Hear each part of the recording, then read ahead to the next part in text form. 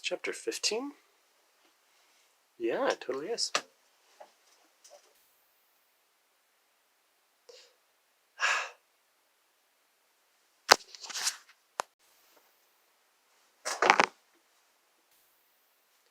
Chapter 15. After we'd cleared the Prophithians out of the room. Hold on.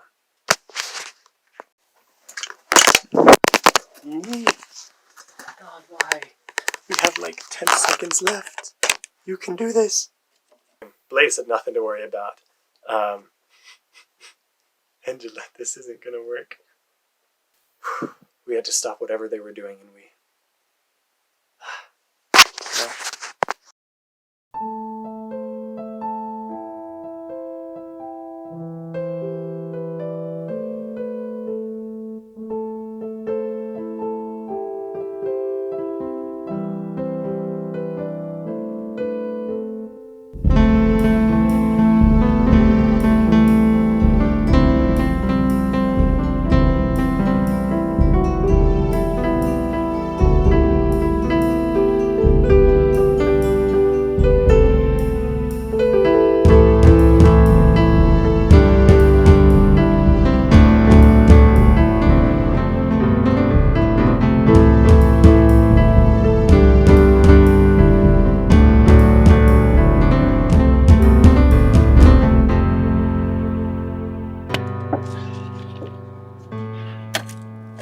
Took you long enough. Yeah, good thing you chose an easy spot.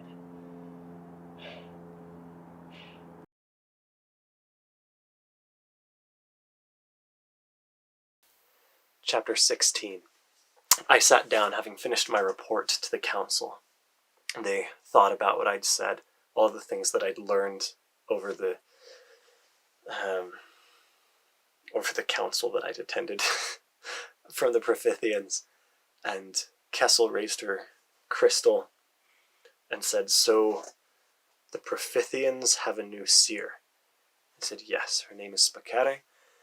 She was born on the world of Serremean, though, according to Darren, so she shouldn't be able to see this world. And I think she's more of a figurehead anyway." I looked to Darren for confirmation, and it took him a minute to recognize what I was saying. We'd set up a chair for him again. His knowledge was just something that we needed here. And he said she's more of a figurehead. I'm not sure exactly how much she's going to be able to do with all of the Jev ISO that they're keeping her under, but she'll be able to influence decisions, and the Prophithians are going to look for her in their planning and their decisions. So she's definitely someone that we're going to have to watch. And we all regarded that for a little bit. And Fourth Ren raised his crystal, and he said, I've never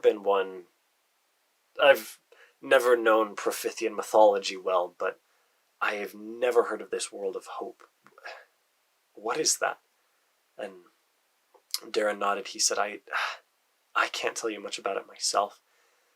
In some of the earlier poetry, they referenced the world of hope as a place where they could find refuge from the destruction, the hardship that they had on the world of becoming. But there are some references even from after they coined the world of truth here and the world of decision. And so it kind of is more of a metaphorical thing. The fact that they're talking about it now, I have no idea what they're referencing.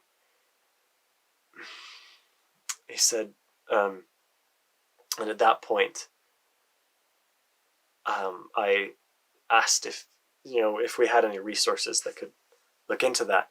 And Darren shook his head. He said, I asked Fourth Ren what we had in the artifacts library, and they wouldn't have anything that would talk about it. He said there's maybe one group that might know what that is. I tried to ask Serremean as well, but didn't get anything more. And I remember Athan said something after that. He wasn't so sure about that. He asked if I, like, what more I knew about that, and I didn't. But, that showed the lack of trust that he had in Darren. As with everyone else, the mission did not go as well as it could have, and no one really trusted Darren. I mean, they'd never had before either, but things were not getting better in that regard. But Darren said, yeah, ask G. He was there. He saw as much as I did. And that was true.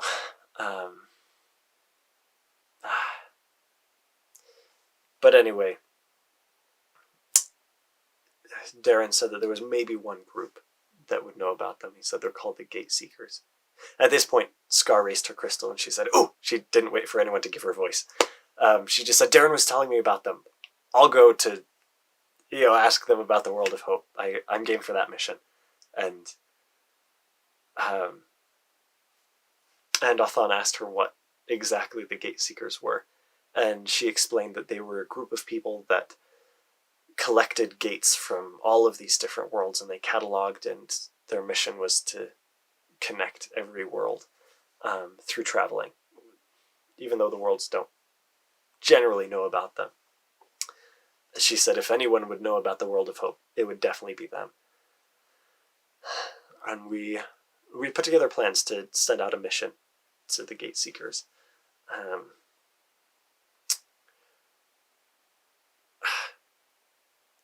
That's right. And then Andrew said, this is going to be so cool. And most of the heads in the room turned to him. The agreement was that he would be quiet through the meeting if I let him come. I kind of knew he would slip at some point and burst out. And I said, Andrew, you've got to be quiet. But, this is not your place. But the damage was done. And Athan, or no, it was Hana that turned to him. And, well, she raised her crystal and she said, if I remember right, according to the report, it was this young man that jeopardized the mission that we sent to Malat. She said, I find it troubling that the fate of our peoples are at the risk of a single young man. And Andrew began to speak up for himself, but Athan quickly spoke up and he said, you have no voice here, Andrew. He said, you are allowed to be present, not by the council's authority. And if you want to remain here, I suggest that you keep to yourself. And I kind of felt like Athan was speaking to me, too. The council was not the happiest that I'd let Andrew come when he was never a part of the meeting, of the original mission. And yeah, I felt bad about all of that. But I was not going to say anything because I was not on the best terms with them at the moment. Regardless, they managed to move on and put together terms for a mission. We would need Darren's guidance to get to the Gate Seekers, and we'd need to have practiced travelers to get there, and we'd want to have Destiny there as well, so it'd end up being me, Scar, and Darren again.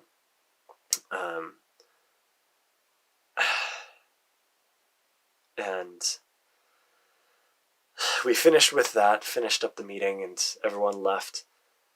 And I was just wiped out at this point. I don't know why, but meetings were just the hardest thing for me. So long and so stressful, just trying to balance everything and take care of everybody. As they were leaving, Scar was still keeping watch on Darren, and he said he had some personal business to take care of. And as they stood up, Scar said, "Oh, personal business? Do I know her?" And he laughed and said something I didn't catch. I was just kind of exhausted by that point. There was still a lot I needed to do. As everyone left, I turned to Andrew and I said, I'm sorry that you got that lashing. And Andrew said, I don't get it. He said, we're the same age, and you get to do all of these things, and I don't. And I said, well, Scar and I have more... We have experiences that you don't have. And he said, yeah, but you still messed up. You've told me about those, and you still get to go on missions. I mess up, and I get held back. I just want to go home. I was going to ask if he wanted to stop by the diner first, but I could tell he wasn't in the mood. I'd talk with him later, and I'd just deal with it later. And so I took him back home and crashed at my parents' house for the night. Talked with them, and it was good to kind of get away from everything. And then the Gateseekers never... Well, okay,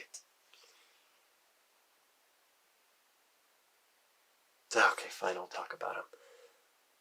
In the next chapter, end of chapter 16.